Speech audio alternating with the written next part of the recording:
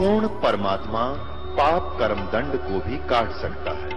अभी तक जिस भी संत व महापुरुष से मिले, उन्होंने यही बताया कि पाप कर्म फल भोगने से ही समाप्त होगा।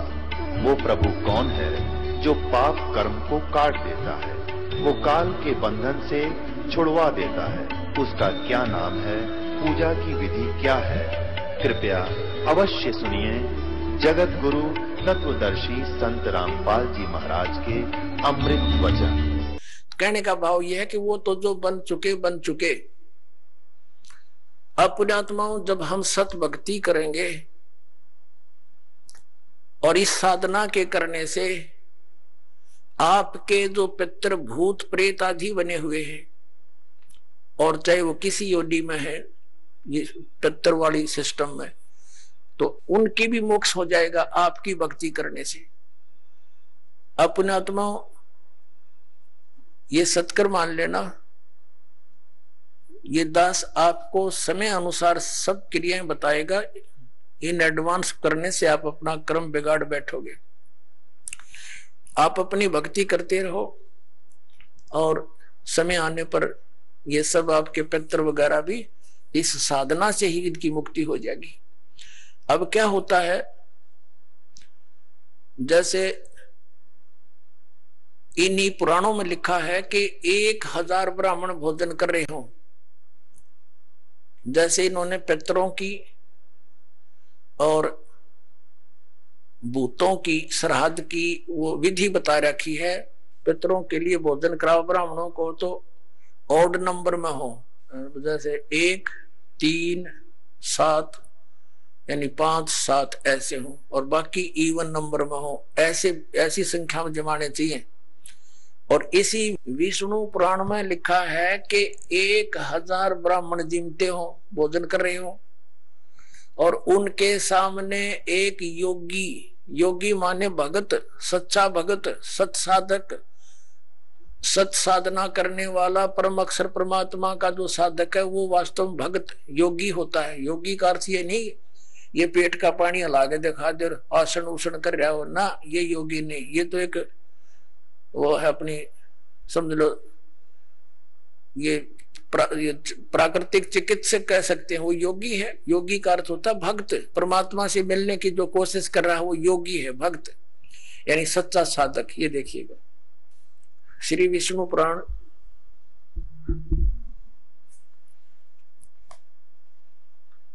गीता प्रेस गोरखपुर से प्रकाशित है।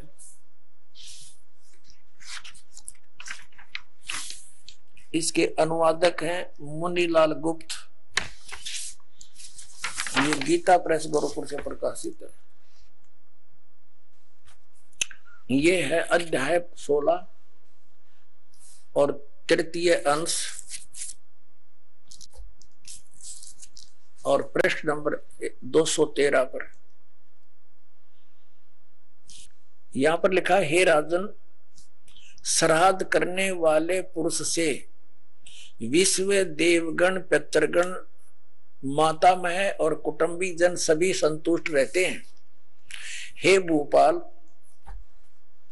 पितृगण का आधार चंद्रमा है और चंद्रमा का आधार योग है, भक्ति, और इसलिए श्राद्ध में योगी जन को नियुक्त करना अति उत्तम है, यानी सत साधक को।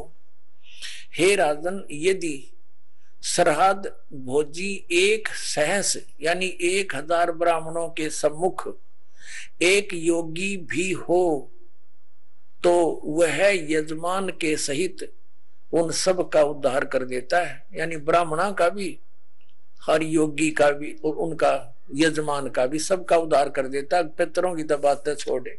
अब पुण्यात्माओं, यहाँ पर आप सब योगी हैं और जो भक्त आपके यहाँ दान करता है वो आपको जमा रहा है, तो आपके पितरों का तो वही उद्धार हो जाएगा। ये सत्कर मान लियो। ये इतना गजब का मार्ग है जो हमारे प्राणों, जो सत्य है वो तो इन्होंने ग्रहण की नहीं, इन्होंने असत्य ग्रहण कर ली। पुण्यात्माओं, जैसे वेद आपने रुचि ऋषि की कथा में देख लिया मार्कंडेय पुराण में कि वेद में इसको अविद्या कहा है, कर्म कांड को, और पितर भी मानते हैं क्योंकि वह भी ब्राह्मण थे, ऋषि थे। अरे वो नो कहे हमारी दुर्गति हो जाएगी जय दूसरा आदमी निकालेगा। अब जैसे एक श्रद्धालु कहता है कि जैसे हमारे पिताजी दिखाई दे जा और वो कहें बेटा श्राद्ध निकाल दे, तो हम क्यों नहीं निकालेंगे, निकालना तो पड़ेगा। कोई बात है यार? अपनात्मा उसका तरीका है। जैसे किसी का बालक और कुएं में गिर गया,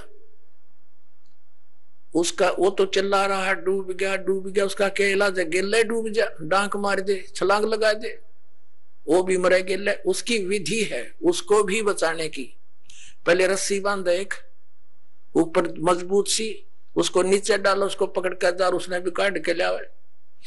तो ये पितर दिखाई दे जा ऐसे कोई है तो उसका गेल नहीं डूबे, उस श्राद्ध नहीं करे, वो तो कुएं में छलांग लगाने वाली बात होगी, गिल्ले मर गया। उसके लिए ये रस्सा है जो दास आपको देगा। ये सत भक्ति करो, इस तरह ये दान धर्म करो, और उन पितरा का वीर सब कहेगा उद्धार अपने आप होता चलेगा। ये आपने पढ़ भी लिया, क्योंकि सत साधक ये भक्त है, या लाखों योगी जी में एक महीने के अंदर आकर के और फिर वो एक कह के जमान में इतना लाभ बता रहे। तो ये तत्व ज्ञान और शास्त्र अनुकूल साधना, इसे आपका भी कल्याण और आपके पितरों का भी। अब जैसे आप जी ने अभी सुना कि वेद में इसको मूर्खा की साधना बताई है, तो बिल्कुल ठीक है। तो वेद क्या है? ये परमात्मा का विधान है, ये परमात्मा का आदेश है। और जो हमारे पुराणों में जो लिखा है वो पितरों का या ब्रह्मा जी का या किसी तरह से मंदालसा या कौन थी बता, इससे की बात ने साची मान ली, सब ने इसी तरह करने लगे। और या किसी अन्य ऋषि का दिया हुआ आदेश है, इसका पालन हमने नहीं करना। जैसे एक समय एक व्यक्ति की दोस्ती दरोगा से थी, थानेदार से, SHO से, और उस व्यक्ति का जो साथी था पड़ोसी उसको बहुत दुखी कर रहा था। उसने अपने मित्र दरोगा जी से कहा कि भाई दरोगा जी ऐसे ऐसे मेरा पड़ोस में है, साथ वाला मकान में, बहुत परेशान करता है, सारा कुछ कह लिया, पंचायत भी कर ली, नहीं मान रहा, क्या करूं? अब दरोगा जी ने कहा उसका मार लट सिर में माफ देख लूंगा। दरोगा जी की के आदेश न लेकर उसकी आज्ञा का पालन कर दिया। उसने ये सोच कर आप संभाल लेगा, उस अपने पड़ोसी के साथ झगड़ा ठान लिया, लट्ठम लट्ठा हो गया, उसका सिर में लठ लग गया, वो मर गया पड़ोसी। अब वो SHO वहां का प्रभारी था, वो लाया उसी को पकड़कर हवालात में दे दिया, सजाए मौत होगी उसकी।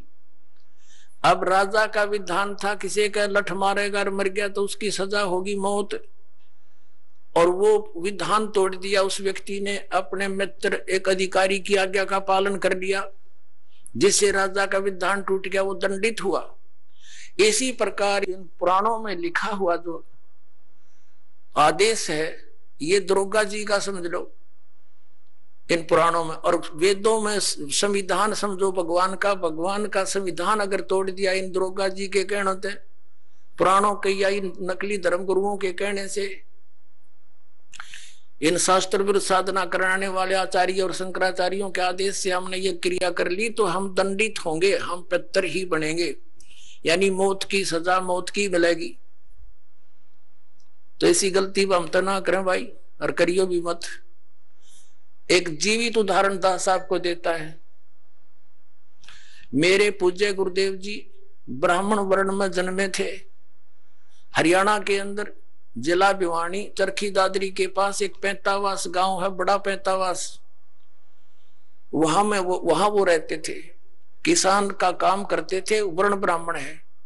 पुणात्मा ब्राह्मण कोई जाति विशेष नहीं। दास बहुत बार कहता है कि देखो ब्राह्मण बिदक जा कि ब्राह्मणों के विषय में कह रहे हैं, नहीं। और वो खेतों में, मेरे जो गुरुदेव थे ब्राह्मण वर्ण में जन्म था उनका, खेतों में गौवें चरा रहे थे अपने खेतों में। उसके पास पहले जंगल बहुत होते थे, वन बहुत होते थे। एक दिन उनकी भेंट हमारे दादा गुरुजी से होगी, यानी एक संत से। वो उससे प्रेरणा पाकर के घर से खिसकने की सोची और गुरुदेव का एड्रेस पूछ लिया। सब ज्ञान से परिचित होकर खेतों में शाम के समय गौएं चरा रहे थे और भी कुछ साथी पाली गवाले थे।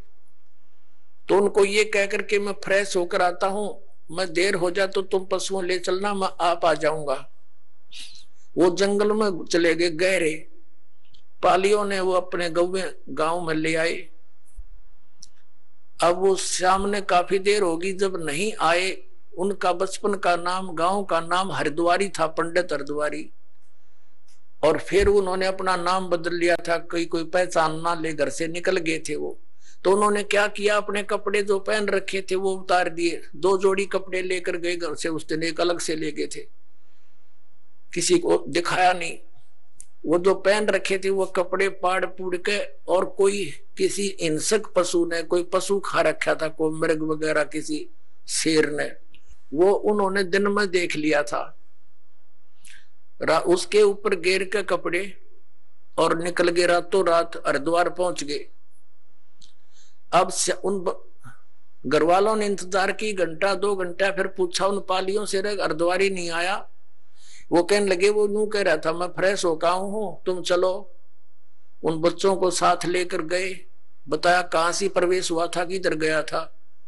जाकर ऐसी पहले टॉर्च होती नहीं थी, लालटेन दीपक से ले रखे हाथों में गए, देखा रहे यू तो बच्चा खा रखा है, ओहो ये तो किसी हिंसक पशु ने खा लिया, रे मर गया। अंधे हो गए, रोन लाग गए, दूर तय अंधेरा सा था। वो आड़ जो पशु के हुए और कपड़े इकट्ठे करके रात ने दाग दे दिया, अग मर गया। फिर उसकी 13वीं शुरू हुई। पहले तो आए महीने का लठ गड्ढा करता है, वो आए महीना ब्राह्मण जी में करते। अब वो ब्राह्मण न्यारे हैं जो कर्म कांड करने वाले, तो वो सारा काम कर दिया, वर्षी भी बना बनू दी। और फिर हो गए श्राद्ध शुरू है कि थारा बे औलादा मर गया, निसंतान मरा हुआ है और इसकी अच्छी सेवा करनी चाहिए, नहीं तो क्योंकि तुम इनका हक खा रही हो। जमीन थी इनके नाम, और वो बन रहे भक्त, संत बन गए, दुनिया का उद्धार करें।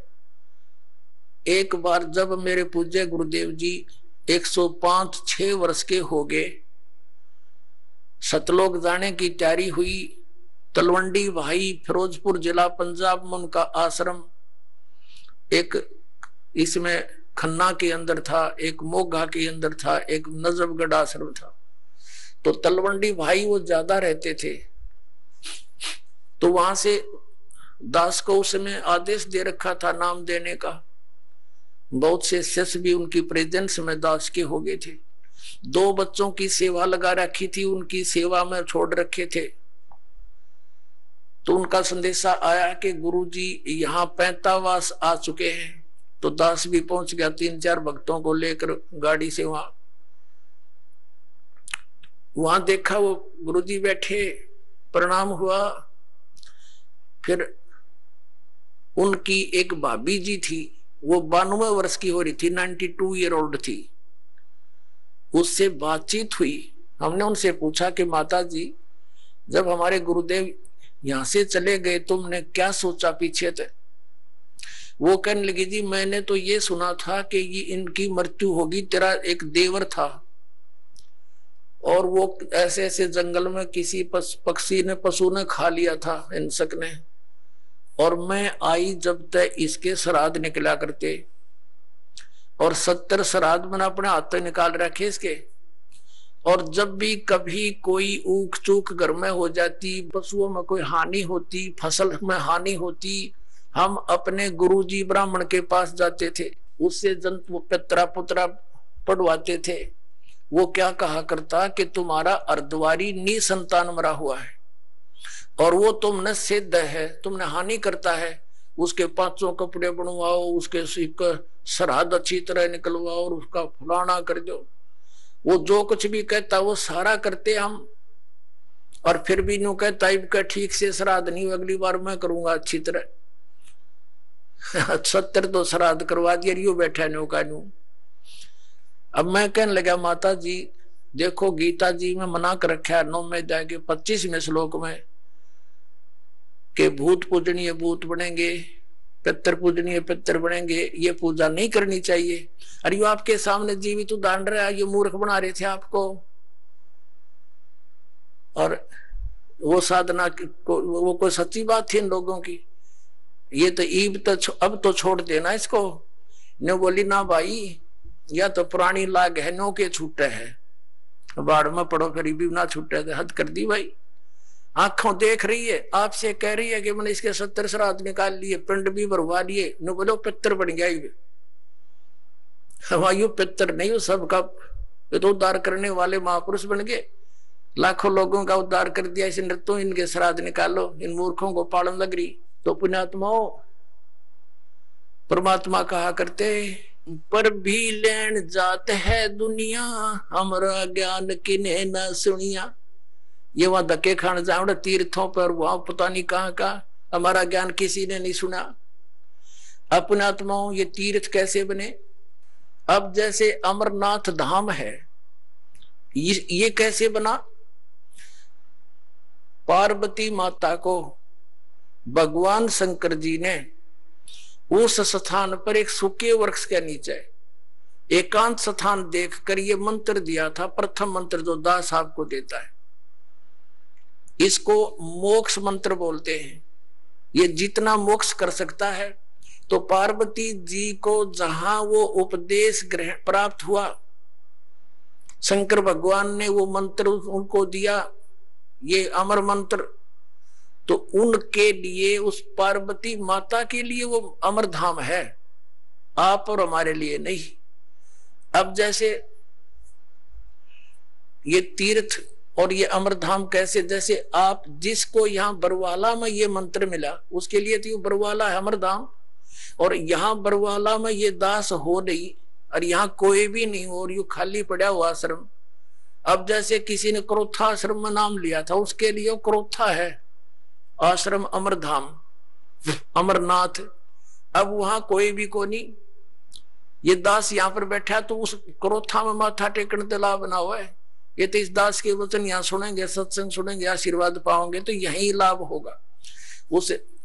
तो अमरधाम जो है वो एक आदरणीय स्मारक तो है कि यहाँ पर ऐसी घटना घटी थी, लेकिन आपके लिए वहां जाने से कोई लाभ नहीं होगा। आपको तो वैसा ही संत खोजना पड़ेगा जिसके पास वो अमर मंत्र हो, और वो अमर मंत्र आपको चाहे बरवाड़ा की गली में मिल जाए दास, और वहां उपदेश प्राप्त हो गया, तो वही आपके लिए अमरनाथ है। उस मंत्र से मोक्ष होगा, उस स्थान से नहीं। अपने आत्माओं, जैसे तीर्थ कैसे बने, इसमें बहुत से प्रमाण है कि एक ऋषि था, उसने वहां बैठकर साधना की और उसने मोक्ष प्राप्त किया। अपने आत्माओं, जैसे एक हमाम दस्ता होता है सामग्री कुटन का, दवाई दुई कुटन का, लोहे का मुसल सा वो 1.5 फुट का, और 2 फुट का, वो 1.5 फुट का, 1 फुट का ऊंचा, 9 इंच चौड़ा होता है। वो किसी का पड़ोसी ने मांग लिया और उसने उसमें कुछ सामग्री गुट्टी अवन की, और वो वापस दे गया मांझ धो के कति साफ करके, उनको लौटा गया जिसका था। उनको रात्रि के समय जब वो सोने लगे तो महक आ रही थी। उन्होंने देखा ये महक कहां से आ रही है, देखते देखते देखा ये तो इस हमाम दस्ते में से आ रही है। तो उन्हें देखा हो इसको तो पड़ोसी ले गया था मांग के, उसने कोई सामग्री कूटी है। अपने आत्मा उसने सारी सामग्री निकाल ली, कति साफ करके वापस लौटा दिया, और फिर भी महक आ रही है। वो सामग्री जो उसमें कुटी थी वो अलग वस्तु है, तो वो महक जो उसके अंदर आवे थी थोड़ी बहुत हमाम दस्ते में 1 दिन के बाद खत्म होगी। अब ये तीर्थ एक हमाम दस्ता समझो, और जैसे उस ऋषि ने उसमें सामग्री कूटी, यानी वो साधना वहां बैठकर की, वो सारी कमाई लेकर अपने उस धाम को चला गया जहां उसने उस साधना से जाना था। वो तीर्थ तो एक हमाम दस्ता है, उड़े 1-2 महीने 1-2 साल उसमें महक सी आवे, क्योंकि जहां संत ने साधना की होती है कुछ देर राहत मिलती है, लेकिन वो सामग्री वाला काम नहीं हो सकता। अब जैसे वो इतनी सामग्री कूटनी पड़ेगी उसमें महक अच्छी रोज लेने के लिए, यानी सत साधना आप कहीं बैठकर कर लो, जैसे उस ऋषि ने की।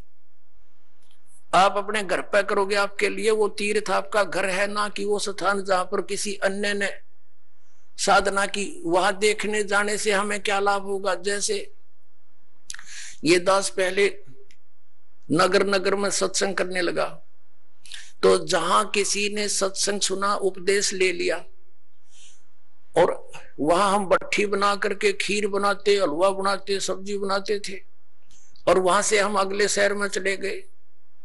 और फिर कोई व्यक्ति ये बताने किसी को साथ लेकर जावे कि देखो यहाँ महाराज रामपाल का सत्संग हुआ था, यहाँ खीर बनी थी, यहाँ हलवा बना था, यहाँ बैठकर खावे थे। बुआ ना तो रामपाल वहां पर ना, वहां पर खीर ना हलवा, वो तो सूखी भट्ठी दिखानी है। हलवा और रामपाल जहां मिलेगा उड़े माल मिलेगा भाई। इसी प्रकार समझ लो इन तीर्थों और व्रतों को। तो ये सतलोक आश्रम आपके लिए उन सब धामों और तीर्थों का काम करेगा। यहाँ हो, अपना कल्याण करवाओ। बोलो सतगुरुदेव।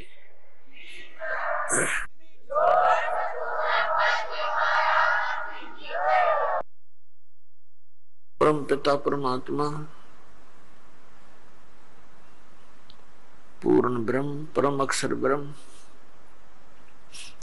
कबीर परमेश्वर जी हैं। ये अनंत ब्रह्मांडों के उत्पादक हैं, ये सब के सृजनहार हैं। परमात्मा की खोज में आत्मा उसी दिन से लग गई जिस दिन से ये इस काल के जाल में फंसी थी। क्योंकि जो सुख इस आत्मा को सतलोक के अंदर था, यहां इस काल के लोक के किसी कोने में नहीं है। उस सुख की खोज करते करते ये महास्वर्ग में भी पहुंच गई, जिसको यहाँ का सबसे सुप्रीम यानी सबसे श्रेष्ठ सुख में स्थल बताते हैं। वहां भी वो सुख नहीं है, वहां भी ऐसे ही आग लगी है जैसे इस पृथ्वी पर है। वहां पर भी वही प्राणी है जो यहाँ शुभ कर्म करके अच्छी भक्ति करके इस काल के सतर की, और वहां पहुंच गए। वहां उनको अच्छी पोस्ट मिल गई, देव शरीर प्राप्त हो गया, वहां का जो सुंदर शरीर है। और जो यहाँ राग द्वेष, ये काम क्रोध मोह लोभ अहंकार, ये सारे विद्यमान है, खचाखच भरे हम ऊपर के लोकों के में रहने वाले प्राणियों में। तो वहां भी ये ऐसे ही अपना टाइम पास करके फिर नरक में चले जाते हैं। नरक का समय पूरा करके फिर ये 84 लाख योनियों में भटकते रहते हैं। पुण्यात्माओं, परमात्मा पाने के जो साधन है वो भिन्न भिन्न नहीं है, एक ही मंत्र है, एक ही विधि है, यानी एक जैसे ही वो सब क्रियाएं हैं। और हम परमात्मा पाने के लिए कोशिश करते करते अपने जीव सतर की सोच से और अन्य लोक वेद के आधार से हम महापुरुषों से मिलते हैं। क्योंकि ये विशेषकर हिंदू धर्म के प्राणियों में, पुण्यात्माओं में एक विशेष आस्था है परमात्मा की, और उनको इतना ज्ञान है सदग्रंथों के आधार से कि गुरु के बिना मोक्ष नहीं होता। ये तो प्रत्येक हिंदू धर्म के पुण्यात्मा के, चाहे कोई भक्ति करता है या ना करता है, तो वो भी ये जरूर अवश्य कहता है कि वे गुरु बिन मोक्ष नहीं। तो ऐसी व्यवस्था अन्य किसी भी धर्म में नहीं रही। जैसे सिख धर्म के अंदर गुरु परंपरा थी, लेकिन बाद में वो केवल गुरु ग्रंथ साहिब को ही गुरु मानकर अपना अध्यात्म क्रियाएं करने लगे।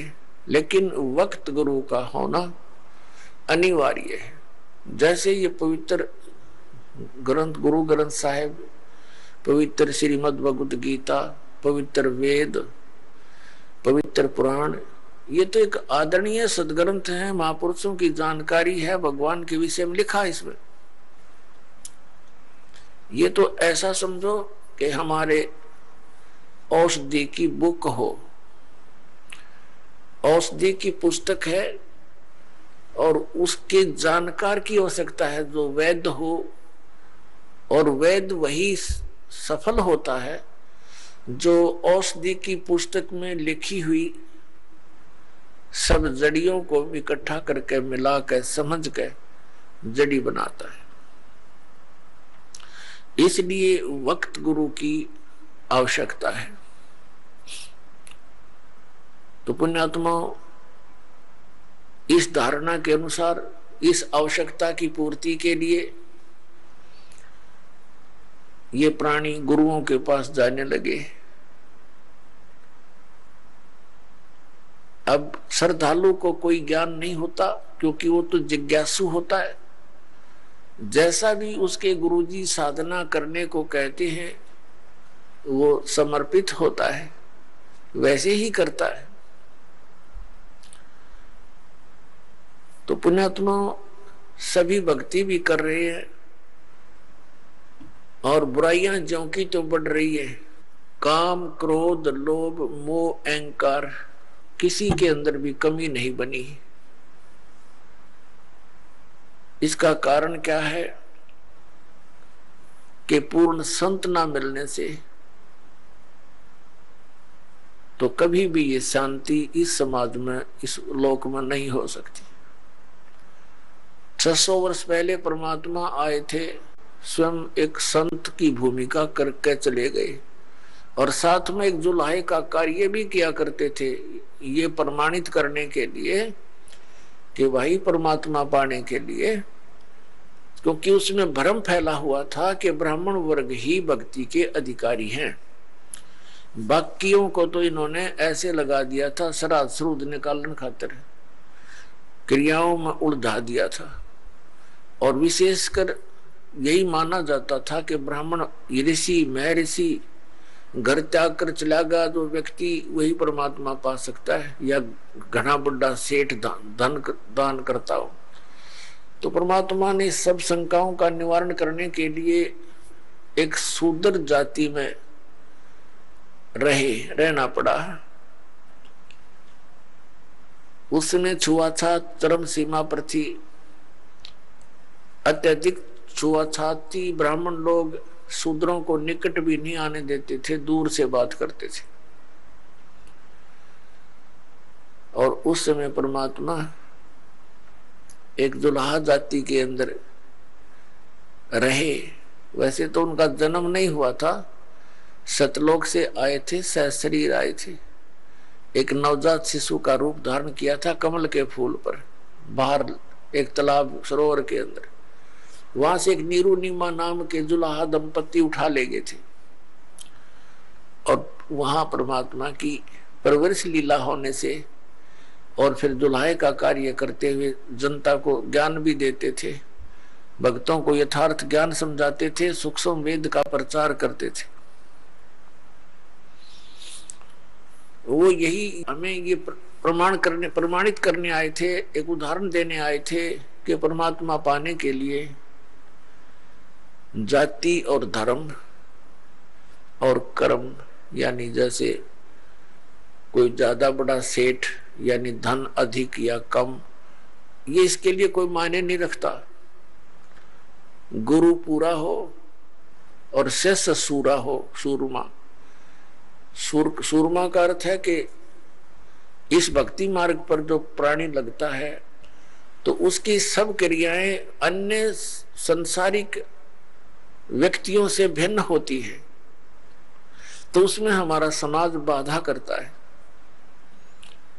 और जो उन बाधाओं की परवाह ना करते हुए आगे बढ़ता है इस भक्ति मार्ग पर, वो सूरवीर होता है। कौन कौन थे सूरवीर? जो आप जी को बहुत, जिनका ज्ञान है, सुप्रसिद्ध है।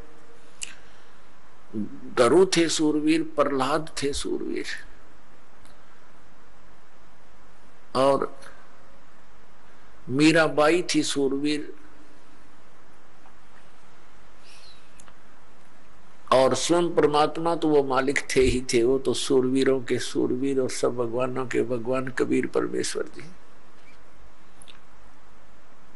और अब वर्तमान में ये दास देख रहा है कि मेरे इस परमात्मा के ज्ञान से परिचित इस दास के अनुयायी ये सूरवीर।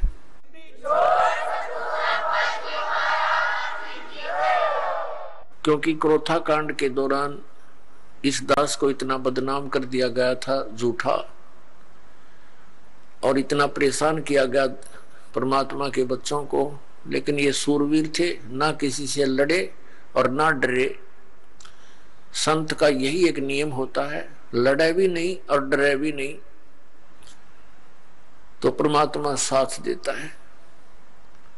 आज हम सफल हुए, पूरा विश्व के अंदर ये ज्ञान जाएगा, परमात्मा का साथ हमारे साथ रहा और रहेगा, क्योंकि ये काम उसी परमात्मा ने शुरू करवाया है। ना हमारा कोई खानदानी पेशा, ना दादे परदादे माता पिता ने कभी यो काम कराया, ना दास को ये मजदूरी दी, तो दास का उसी दिन से ये अटल इरादा बन गया था, सिर जाओ से डर जाओ, परमात्मा के चरणों में ये शीश जाओ तो सफल हो। तो पुण्यात्मा,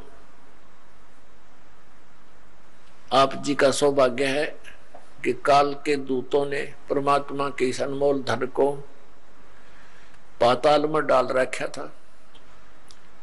यानी ये समझ लो कूड़े के ढेर में घना नीचे दबा रखा था।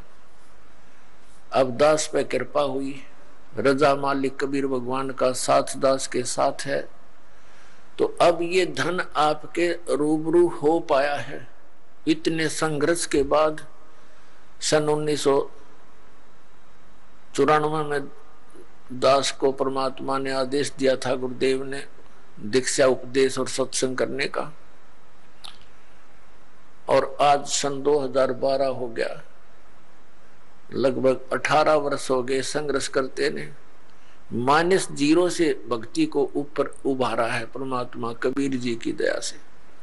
बिल्कुल नामो निशान नहीं था, ना भगवान का ना भक्ति का। परमात्मा के लिए तरफ सभी रहे थे। जैसे ये दास पहले हनुमान पुजारी था और मंगलवार का व्रत रखता था। सालासर एक मंदिर है हनुमान जी का, और उसमें इसी बूढ़ी सी मूर्ति रख रखी है। ये भगवान, अब हंसी आती है अपने कर्मों पे। काली सी मूर्ति में बना दी किसी ने, फिर देखा देखी जान लग गए, वहां धक्के खाया करते हम। बता, काल ने ऐसा जुल्म करवा रखे है। तत्व ज्ञान का तो नामो निशान मिटा दिया और कोरी बकवास समाज में बरवा दी झूठे गुरुओं द्वारा। तो पुण्यात्माओं, या मेर हुई भगवान की। कहीं आप देखा करते 4 ईंटें लगा रखी, उस पर कुत्ते मुत्ते वहीं बैठे, और उनको वहां हम माथा टेकने जाए, और तेरा गजब भैया। कोई वहां से सारा दिन रो कर मर जा, कोई नो कहने वाला नहीं, क्यों रो रहा है पत्थर के आगे। तो इसलिए वक्त गुरु की आवश्यकता होती है, और उसके ज्ञान के आधार से भक्ति साधना करने से कल्याण हो जाता है। अब ये कितनी बुराई बढ़ गई शराब मांस तंबाकू की, और इसको विकास मानते हैं हम कि बड़ी बड़ी कोठी हो, कार हो, और घूटी सूटी लावें, और फिर विवाह के अंदर एक अलग से ड्रामा रच दे। पुण्यात्माओं, ये भक्ति मार्ग में नहीं चलेगा। ठीक है, संसार भक्ति नहीं करता, वो कुछ करो, वो तो इस विद्यालय के वो विद्यार्थी ही नहीं है, ये विद्यार्थियों के लिए लागू है कि ना बीड़ी पीवे, ना तंबाकू प्रयोग करे किसी भी तरीके से, ना मांस खावे और ना शराब प्रयोग करे, और न ही ये ड्रामेबाजी करे, ना जन्मदिन मनाना, ना कोई ऐसे ब्याह के अंदर बकवाद करनी। सिंपल ब्याह करो बच्चों, आप भगत बनकर देखो कितना आनंद आएगा। देखो लोग दिखावा ड्रामा कितना कर ले, इसका अंत नहीं। शुरुआत हमने देखी, किसी ने 1100 रुपये दान के दे दिए, सारा गांव में चर्चा हुआ करती। फिर 2100 दे दिए एक ने, वो फेल हो गया। फिर एक ने 5100 दे दिए, वो फिर 21 वाला फेल हो गया। फिर एक ने 11,000 दे दिए अपनी लड़की के दान में, और एक मोटरसाइकिल दे दी, फिर कार दे दी। तो ये एक बकवाद है बेमतलब की। बच्चे को परमात्मा से जोड़ दिया जाए, परमात्मा का नाम लेकर, और ये राम नाम का दहेज बेटी न दे दे, ये सदा साथ देगा। एक टाइम हमने कुछ दे भी दिया बच्चे को, क्या कितने दिन उससे वो गुजारा कर सकती है। और फिर गरीब की बेटी अमीर की बेटी को देखकर मायूस हो जाती है, उसको ना जाने कितना दुख होता है। तो इस तरह की ये बकवादें हमने समाज से खत्म करनी पड़ेंगी, खासकर भगत समाज को तो इसमें अग्रसर होना ही पड़ेगा। इस दास के संघर्ष में आपने सहयोग देना पड़ेगा। ये बिल्कुल गलत है, भक्ति बाधक है। जिसके 2-3 लड़की हो जाती, नींद आराम हो जाती है उस माता पिता की, और लड़की इसी कारण से हमारे लिए बोझ बन गई। एक गौ जैसी आत्मा होती है बेटी की। हमने खूब देखा है, बेटा और बेटी रोटी खा रही है, माता पिता कोई बोलता है बेटे को, एक वो काम कर, वैसे भी कहा ये काम करिए, बेटा तो कहेगा को नहीं करता, और बेटी रोटी खा रही होगी ना, खाना छोड़कर उठ कर चल पड़ेगी, उस काम को करके आओगी। अब ये हमें बोझ क्यों बनाई? अपने ड्रामाबाजी से, अपनी बकवादों से, दहेज के कारण। तो इस प्रकार हमने इस हर तरह की जो बुराई हमारे समाज में घर कर गई, इसको भी आपने बहुत गहराई से सोच कर, एक मर्यादा मार के उद्देश्य से नहीं कि मैंने कह दिया आपने शुरू कर दिया, नहीं। ये नियम ना समझना, ये आवश्यकता समझना, इस भक्ति मार्ग में बाधक समझना, इन नियमों को तोड़ देना। तो इस प्रकार से हम भक्ति हमारी अधिक होएगी। फिर अपुण्यात्मा हमने परमात्मा पाने के लिए जो भी कुछ आदेश होता है गुरु जी का, वो करना ही चाहिए, क्योंकि गुरुदेव को मालूम होता है, वो मास्टर होता है इस मार्ग का। और विद्यार्थी, और जैसे डॉक्टर के पास जाता मरीज, तो सही डॉक्टर होगा तो वो काटे की बात करा करे और सही दवाई देगा। उसमें जो भी मर्यादा यानी परहेज बताए जा, तो उस रोगी को आजीवन करने पड़ते हैं, तभी वो सफल होता है, रोग नाश होता है। तो हमारे जन्म मृत्यु का दीर्घ रोग लगा हुआ है, इसका नाश इस दास के बताए मार्ग से होगा। दास वही मार्ग बता रहा है जो परमात्मा ने स्वयं आकर के बताया था। ये गॉड गिवन है, ये किसी की लोक वेद नहीं है, किसी आम व्यक्ति का बताया हुआ ज्ञान नहीं। और यही प्रमाण हमारे सदग्रंथों में है, जिन सदग्रंथों को हम सिरोधार्य मानते रहे। तो फिर भक्ति में देर नहीं लगेगी, आपको विश्वास होने में देरी हो रही है, और कि ये दास जो भक्ति बता रहा है वो सही है, श्रेष्ठ है, शास्त्र अनुकूल है। ये प्रमाण करने के लिए कि ये भक्ति सही है, और परमेश्वर परम पूज्य कबीर जी हैं जो जुल्हा रूप में, धानक रूप में बनारस में आए थे, ये प्रमाणित करने के लिए ये ढेर सारे आपको प्रमाण दिखाने पड़ते हैं। और कुछ दिनों के बाद फिर ये आवश्यकता नहीं पड़ेगी इन प्रमाणों की, क्योंकि आप एक दूसरे को बताओगे कि ऐसा है, फिर ये एकदम सबको स्वीकार्य हो जाएगा। अभी तक तो किसी ने देखे नहीं, खोल कर वेद देखी ना, गीता पढ़ी थी, समझी नहीं गीता जी में क्या लिखा है, पुराणों में क्या लिखा है, हम पढ़ते थे लेकिन समझ नहीं सके। अब हम समझन जोगे हो गए, अरीब खूब देखेंगे, कति दृढ़ होकर कहेंगे कि सचमुच कबीर इज गॉड, कबीर परमात्मा है, और यही भक्ति सही है, यही मंत्र श्रेष्ठ है, और सब बकवाद है। तो फिर आपसे सुनकर अन्य व्यक्ति भी इस बात पर विचार करेंगे, और कोई प्रमाणित कराना चाहेगा तो सदग्रंथ हमारे पास है, आप खुद भी उनका विश्वास दृढ़ करोगे तो इस प्रकार ये पूरे विश्व में मालिक आदेश है, उनका निर्धारित समय है कि अब ये पूरे समय में, पूरे विश्व में एक ही भगवान रहेगा, एक ही ज्ञान रहेगा। और भक्ति विधि उस भगवान की एक है ही, वो अलग हो ही नहीं सकती। जैसे आम के पेड़ को, पौधे को बीजने के लिए आम का ही बीज प्रयोग करना पड़ेगा, दूसरा बीज आम का हो ही नहीं सकता। तो परमात्मा पाने के लिए जो मंत्र है, इनके अतिरिक्त कोई साधना है ही नहीं। बाकी तो बबूल के बीज अलग हैं, अन्य साधनाएं जो सिद्धियां प्राप्त करने की है वो अलग वस्तु है, उसकी हमें जरूरत नहीं। तो पुण्यात्मा, सबसे पहले हमने गुरु की आवश्यकता होती है। गुरु बिन माला फेरते, गुरु बिन देते दान, गुरु बिन दोनों निष्फल हैं, चाहे पूछो वेद पुराण। गुरु बड़े गोविंद से मन में देख विचार, हरि सुमरे वो रह गए, गुरु सुमरे होवे पार। गुरु बड़े गोविंद से मन में देख विचार। अब परमात्मा कहते हैं गुरु गोविंद दोनों खड़े, काके लागू पाए, बलिहारी गुरु अपना, जिन गोविंद दियो मिलोय। 7 द्वीप 9 खंड में गुरु से बड़ा ना कोई, करता करे न कर सके, गुरु करे सो होवे। सतगुरु के उपदेश का लाया एक विचार, जय सतगुरु मिलते नहीं, जाते नरक द्वार। नरक द्वार में दूत सब करते खेचा तान, उनसे कभू ना छूटते, फिर फिरते चारों खानी। 4 खानी में भरमते, कबहू ना लगते पार, सो फेरा सब मिट गया, मेरे सतगुरु के उपकार।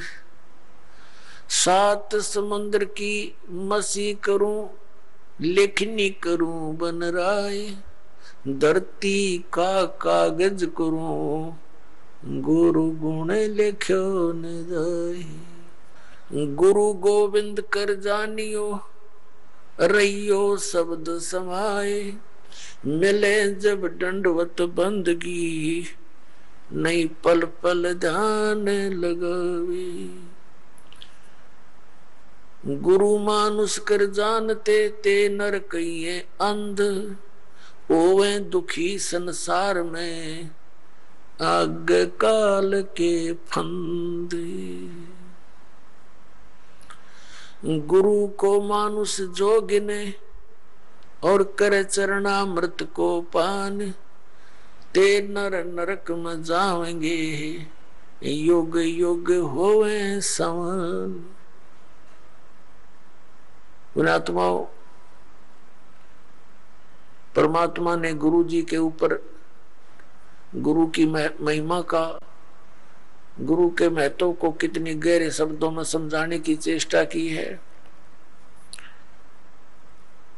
अपनात्माओं, परमात्मा कहते हैं कबीर हरि जय रूठ जा, गुरु की शरण में जावे। कहे कबीर गुरु रूठ गए, तो हर ना करे सहाय। अब क्या बताते हैं कि सतगुरु के उपदेश का लाया एक विचार, जय सतगुरु मिलते नहीं, हम जाते नरक द्वार। पुण्यात्माओं, आपने महावीर जैन जी का इतिहास बहुत बार देखा है, दास ने दिखाया है। वो पुण्यात्मा भक्ति के लिए घर भी त्याग दिया, अपने दादाजी से उपदेश लिया, ऋषभ देव जी से, वो मारीची जी ने, और वही आत्मा आगे चल के महावीर जैन हुआ। महावीर जैन के रूप में जन्मने से पहले उस आत्मा ने 80 लाख बार तो देव पद प्राप्त किया, देवता बना, और बाकी 60 करोड़ बार गधे की योनि, 30 करोड़ बार कुत्ता, 20 करोड़ बार बिल्ली, 10 पता नहीं कितनी बार हाथी, नपुंसक, शिकारी रहा। तो जब तक सतगुरु नहीं मिलते ये प्राणी साधना करता करता भी दुखी रहता है। तो इसलिए परमात्मा बताते हैं सतगुरु के उपदेश का। पृथ्वी पर सतगुरु एक ही होता है एक समय में, अनेक नहीं होते। जैसे परमात्मा स्वयं आए थे कबीर जी, वो अकेले ही, पर वो तो परमात्मा भी थे और सतगुरु भी थे, वो तो सर्वे सवा थे। और उस समय 64 लाख शिष्य थे मालिक के। पुणात्मा विचार करने की बातें हैं, क्योंकि हम लाल की महिमा से परिचित नहीं थे। लाल की को सुनते अवश्य थे कि वो बहुमूल्य होता है, लेकिन पहचान नहीं थी। हम भगवान को सर्व सुखदाई, सब संकटों से निवारण करने वाला मानते हैं, इसलिए ही उसकी खोज में हम जगह जगह भटक रहे थे। लेकिन हमने उस लाल की हमें पहचान नहीं हुई। उन स्वार्थी लोगों ने कौड़ी को हमें लाल बताकर हमारे को दे दिया। हम उन कौड़ियों को लाल समझकर गठड़ी बांधे फिरे थे। अब दास को पता चला, परख हुई, लाल और लालड़ी को परख करने की बुद्धि दी भगवान ने, और वही दास ने आपके साथ कर दी। आपको भी लाल परखने योग्य ज्ञान दे दिया। तो पहले हम साधना ठीक ना करके कितने कष्ट उठाए, उस परमात्मा ने आकर ही हमें ये ज्ञान दिया, अपनी पहचान आप ही बताई। तो क्या बताते हैं कि भक्ति करते करते भी उस महापुरुष की कितनी दुर्गति हुई, क्योंकि उनको सतगुरु नहीं मिला। 600 वर्ष पहले परमात्मा स्वयं आए थे, 64 लाख शिष्य हुए उनके, और अकेले सतगुरु थे, अकेले नाम देते थे। और पुण्यात्मा उस समय ना कोई मीडिया था, ना कोई पुस्तक का लेखन करके कहीं भेजा जा सकता था। आदरणीय धर्मदास साहिब जी ने कबीर साहब की वाणी लिपिबद्ध करके रख ली थी, लेकिन उसको बार बार इतनी को हाथ से लिखने में तो 10 साल फेर लग जाए उसको। तो ऐसे जैसे आजकल परमात्मा ने दया बख्शी है, अक्षर ज्ञान दिया, पेपर दे दिया, इस पर पुस्तक परमात्मा की महिमा लिखकर हमने आपको भेज दी, पुस्तकें बना बना कर। फिर ये इलेक्ट्रॉनिक सिस्टम परमात्मा ने दिया, सीडी का ये बना के दे दी, चिप चल पड़ी परमात्मा की दी हुई है। ये गॉड गिवन इंस्ट्रूमेंट है, ये मनुष्य के सत्र के बनाए हुए नहीं है, ये भूल जाना आप।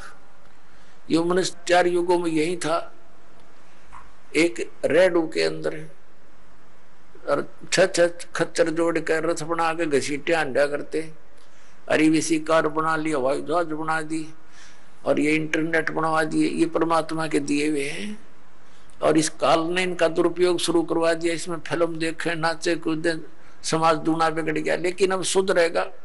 आइए अब हम उन श्रद्धालुओं के अनुभव जानते हैं जो जगत गुरु तत्वदर्शी संत रामपाल जी महाराज जी से दीक्षा प्राप्त कर चुके हैं तथा उनके द्वारा बताए गए भक्ति मार्ग पर चल रहे हैं। नमस्कार जी।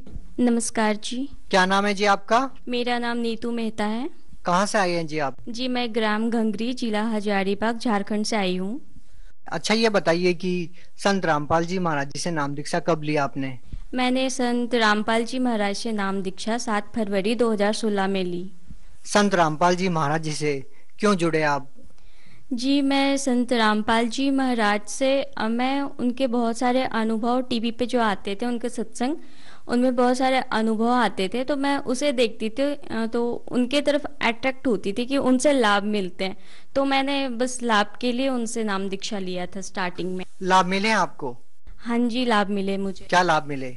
जी, सबसे फर्स्ट मैंने जब से मैं पढ़ाई स्टार्ट की और अपने होश संभाला, मतलब जब से सही से पढ़ाई स्टार्ट की मैंने स्टैंडर्ड 5 से, तब से मैंने कभी भी अपने क्लास में अच्छे मार्क्स नहीं लाए। और जिसके कारण मैं चाहती थी कि 12th में मेरे अच्छे मार्क्स आए, मैं अच्छे परसेंटेज से पास हो जाऊं। तो मैंने इसीलिए संत रामपाल जी महाराज से नाम दीक्षा ली थी कि मेरे अच्छे परसेंटेज आ जाएं। और जब मैंने गुरु जी से नाम दीक्षा ली संत रामपाल जी महाराज से, तो मेरे अच्छे परसेंटेज आए 12th में। मैंने कभी आज तक फर्स्ट नहीं की थी, लेकिन मेरे 12th में फर्स्ट रैंक आए, वो भी 71.2% से। और जी, हमारे घर में जैसे संत रामपाल जी महाराज के सारे ही उपदेशी हैं, तो हमारे घर में जो मेरे पापा का बिजनेस है, तो बिजनेस में भी बहुत सारे लाभ हुए हैं। जैसे हमारे घर में बहुत सारी प्रॉब्लम होती ही रहती थी, मम्मी का ऑलवेज ही तबीयत खराब रहता था, जिसके कारण पैसे तो आधा डॉक्टर के पास ही चले जाते थे। तो घर में मतलब कंडीशन ठीक नहीं थी फाइनेंशियल रूप से। तो जैसे कि घर में स्कूटी लेने का सोच रहे थे, तो पापा जी ने बोला कि अभी तो पैसे नहीं है, लेकिन अगर गुरु जी दया करे तो वो भी हो जाएगा। मतलब रोज की सेलिंग जैसे हो जाती थी 5-6 हज़ार इस टाइप से। लेकिन जिस दिन हमें स्कूटी लेनी थी, जिस रात को हम लोगों ने सोच रखा था कि स्कूटी लेनी है, अगले ही दिन हमारे दुकान में 60,000 आई हुई थी, और उससे हम लोगों ने जाके स्कूटी खरीदा। और सर जी, एक बार ऐसा हुआ कि हमारे दुकान पे कोई कस्टमर आई हुई थी, उन्होंने सामान खरीदा, और जब वो पैसे देने लगा तो वो 1000 की सामान खरीद चुका था, और उनके पास मतलब नोट वाले पैसे नहीं थे, उनके पास ओनली सिक्के सिक्के थे। तो उन्होंने एक प्लास्टिक में बंद करके बोला कि भैया जी, मेरे पास पैसे नहीं है, इसे रख लो, ये 1000 के सिक्के हैं। तो दुकान में व्यवस्था होने के कारण उस टाइम उस सिक्के को गिन नहीं पाए, सोचे चलो बाद में गिन लेंगे इसे। जब बाद में फुर्सत के टाइम में उसे गिनने लगे तो वो पूरे के पूरे 10,000 रुपये थे, जबकि उन्होंने 1000 का ही सामान खरीदा था। और जी, अभी अभी मेरी रामायणी मीन्स की शादी हुई है, और वो भी गुरु जी की दया से बिल्कुल दहेज मुक्त हुई है। जबकि आज के टाइम में कोई इसे सोच भी नहीं सकता है कि बिना दहेज का कोई मतलब किसी लड़की का शादी भी हो सकता है, क्योंकि आज का समाज जो इतना टीवियों के माध्यम से जो देख चुका है, इतने ताम झाम से बैंड बाजा बारात, मतलब किसी की कल्पना भी नहीं हो सकती है कि इतने सस्ते में शादी भी हो सकती है। लेकिन संत रामपाल जी महाराज के जो भी शिष्य होते हैं वो बिना दहेज का शादी करते हैं, क्योंकि जो हमारे संत रामपाल जी महाराज है वो बताते हैं कि दहेज लेना और देना दोनों ही पाप है। तो उनके जो भी शिष्य हैं वो दहेज मुक्त शादी करते हैं। और सरकार ने बहुत सारे स्कीम भी चला रखी है कि बिना दहेज का शादी होना चाहिए, और इन पे कानून भी बना हुआ है, लेकिन इनका कोई भी पालन नहीं हो पाता। आज सरेआम देखो, सब कोई दहेज लेता है, देता है, पूरे मतलब आडंबर करते हैं, फिर भी कोई फायदा नहीं है इस कानूनों का। बहन जी देखिए, आपको भी पता है कि जब हम बगैर दहेज की शादियां कर तो देते हैं, लेकिन बाद में उस बहन बेटी के साथ में काफी बुरा बर्ताव होता है, उतनी इज्जत उसको नहीं मिल पाती है। तो आपके साथ ऐसा कोई अनुभव नहीं हुआ कि आपके पिताजी ने संत रामपाल जी महाराज जी से प्रेरित होकर आपकी शादी कर तो दी, लेकिन बाद में कभी आपको ऐसा कुछ सहन करना तो नहीं पड़ा जिससे आपको लगा कि शायद कुछ तो दहेज लेके आना चाहिए था? जी नहीं, मुझे ऐसा बिल्कुल भी नहीं फील हुआ कि मुझे दहेज लेके आना चाहिए था, या फिर मेरे ससुराल से बिल्कुल भी टॉर्चर नहीं किया गया कि तुम्हें क्या लेकर आना है, नहीं लेकर आना है। जो भी वहाँ है उसमें हम खुश हैं। क्या वो भी जो आपके ससुराल वाले हैं वो भी संत रामपाल जी महाराज जी के अनुयायी है? जी, मेरे जो हस्बैंड है वो उपदेशी हैं, और घर में 1-2 मेंबर जो हैं वो उपदेशी हैं। तो आपका कहना है कि जो दहेज रहित शादी आपकी हुई है, इस प्रकार का समाज तैयार हो रहा है कि बेटियां जो बोझ बनी रहती थी माता पिता पर, माँ बाप पर, अब वो बोझ नहीं है और माँ बाप खुशहाली से अपने बेटियों की शादियां कर रहे हैं। हाँ जी, बिल्कुल, माँ बाप पे बिल्कुल भी बोझ नहीं है। अब बेटियां जो भी संत रामपाल जी महाराज से प्रेरित होकर अपनी बेटियों की शादी करवा रहे हैं। सरकार ने जो अपनी मुहिम चला रखी है, बेटी बचाओ बेटी पढ़ाओ, उसके अंतर्गत लोग बेटी को अब बचा भी रहे और पढ़ा भी रहे हैं। लेकिन फिर भी जब फाइनली टाइम आता है उनका शादी का, तो लोग लाखों रुपए दहेज देते हैं और दहेज देने के बाद भी बेटियां सुरक्षित नहीं है। जब भी देखो रोज अखबार में आते हैं कि आज किसी बहन ने फांसी लगा लिया, किसी ने जहर खा लिया, या फिर ससुराल वालों ने उनके साथ टॉर्चर किया है कि तुमने दहेज लेकर क्यों नहीं आया। तो संत रामपाल जी महाराज ने जो समाज तैयार किया है उसमें इन सब का कोई भी झंझट नहीं है। परमात्मा ने, संत रामपाल जी महाराज ने हमें ज्ञान बताया है कि इस समस्या का समाधान भी संत रामपाल जी महाराज ने निकाला है कि बिना दहेज का शादी करना है। अच्छा, एक और बात आप बताइए कि संत रामपाल जी महाराज जी जो भक्ति विधि बता रहे हैं वो अन्य धर्म गुरुओं से किस प्रकार से अलग है? जी, जो संत रामपाल जी महाराज भक्ति विधि बताते हैं वो अन्य धर्म गुरुओं से इस प्रकार से अलग है। जो वो धर्म गुरु बताते हैं वो बस अपना एक भागवत का कथा लेकर बैठ जाते हैं, या फिर जो भी रामायण की कथा है, जो पुरानी कथाओं के बेसिस पे ही वो सारा चीज बताएं। लेकिन जो संत रामपाल जी महाराज बताते हैं वो अपने सदग्रंथों के जो चारों धर्मों के जो होली बुक्स हैं उनको खोल करके और एक एक वर्ड और श्लोक के साथ बताते हैं कि जो भी है आप इसमें देख लो, मैं एक भी वर्ड अपने से नहीं बता रहा हूँ। और आज की जो समाज है वो पूरी शिक्षित है, तो वो खुद से भी देख करके समझ लेती है कि जो संत रामपाल जी महाराज बता रहे हैं वो तो बिल्कुल 100% सत्य है। तो इस प्रकार से संत रामपाल जी ने हमें आध्यात्मिक ज्ञान से अवगत करवाया है। और जो लोग ये कह रहे हैं कि संत रामपाल जी महाराज जी शास्त्रों को तोड़ मरोड़ के पेश कर रहे हैं, उन लोगों को आप क्या कहना चाहेंगे? जी बिल्कुल नहीं, आप पढ़े लिखे हो, आप खुद से भी समझ सकते हो। और रही बात अगर हमारे सदग्रंथ संस्कृत में है तो अब उनके हिंदी अनुवाद भी आ चुकी है, तो आप हिंदी अनुवाद भी पढ़ के समझ सकते हो कि किस चीज का क्या अर्थ होता है।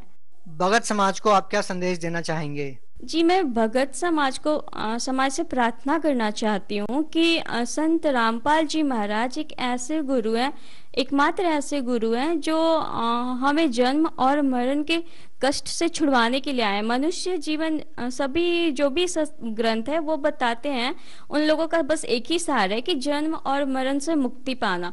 तो संत रामपाल जी महाराज जो भी हमारे भक्ति बता रहे हैं और हमारे संत ग्रंथों में जो भी बताया गया है कि जन्म और मरण बस तत्वदर्शी संत ही काट सकते हैं, तो हमारे गीता जी के अनुसार तत्वदर्शी संत संत रामपाल जी महाराज हैं जो हमारे वेदों शास्त्रों गीता जी का प्रमाण सहित भक्ति बता करके हमें जन्म और मरण से छुटकारा प्राप्त करने के लिए वो सतमंत्र वो भक्ति बताते हैं जिससे हम इस जन्म और मरण का कष्ट से हमेशा के लिए मुक्ति पा सकते हैं। तो जो लोग संत रामपाल जी महाराज जी से जुड़ना चाहें वो उनसे नाम दीक्षा कैसे प्राप्त कर सकते हैं? सर, उनसे नाम दीक्षा प्राप्त करना बहुत ही अब आसान हो गया है। उनका जैसे अभी बहुत सारे सोशल मीडिया प्लेटफॉर्म पे उनकी सत्संग आती है, फेसबुक, इंस्टाग्राम और यूट्यूब वगैरह पे। आप अगर वहाँ पे यूट्यूब पे भी जाकर अगर संत रामपाल जी महाराज सत्संग लिख दो तो वहाँ पे उनकी हजारों वीडियोस आ जाएंगी सत्संग के, आप वहां से भी देख सकते हो। विभिन्न टीवी चैनलों पे भी उनका सत्संग आता है, आप वहां से भी सत्संग देख करके वहां पे नीचे में एक पीली पट्टी चलती है जिनमें नंबर आते हैं, वहां से आप बुक ऑर्डर करवा के उस बुक को भी पढ़ सकते हो। अभी पूरे भारत में ही नहीं विश्व में भी कई देशों में संत रामपाल जी महाराज के आश्रम खुले हुए हैं जहां से आप जो भी आपके नजदीकी नामदान केंद्र है वहां पे जाकर उनसे नाम दीक्षा ले सकते हैं। जी बहुत बहुत धन्यवाद सत साहिब जी।